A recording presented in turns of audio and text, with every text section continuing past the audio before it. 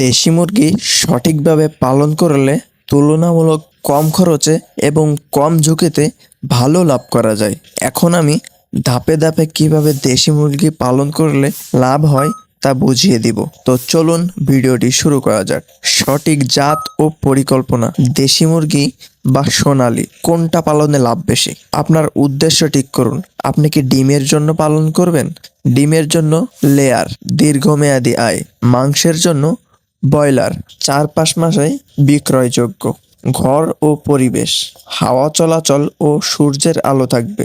শুষ্ক, উঁচু, পানি ভালো এমন জায়গা বেছে নিন। 100 মুরগির জন্য প্রায় 10x15 ফুট জায়গা যথেষ্ট। রাতে খাঁচায়, দিনে খোলা জায়গায়। হাঁটলে রোগ কমে ও খাবার খরচ বাঁচে। খাবার ব্যবস্থাপনা।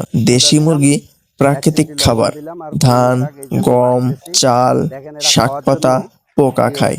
70% স্থানীয় খাবার প্লাস 30% তৈরি করা ফিড, যাতে প্রোটিন, ভিটামিন থাকে। এই খাবারগুলো দিলে দ্রুত বড় হয়। পানি সবসময় পরিষ্কার ও সহজলভ্য রাখতে হবে। স্বাস্থ্য ও ভ্যাকসিন।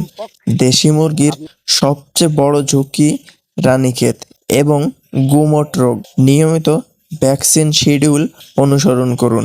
7 দিন বয়সে নিউক্যালস এনডি, 21 দিন বয়সে গাম্বোরা, 30 দিন বয়সে এনডি পোস্টার।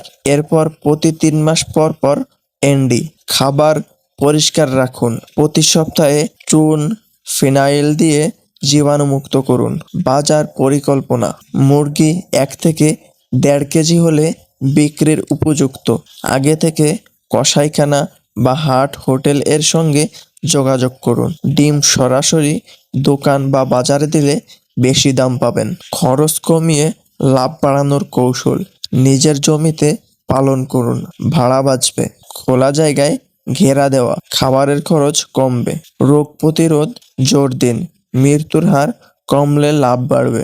নিজেই বাচ্চা ফোটান, নতুন ব্যাচের খরচ কম। সম্ভাব্য লাভ। 100 দেশি মুরগি 4 থেকে 5 মাস পালন করলে সাধারণত মোট খরচ 25,000 থেকে 35,000 টাকা। মোট বিক্রি 50 থেকে 70,000 টাকা। লাভ 20,000 থেকে 35,000 টাকা প্রতি ব্যাচ।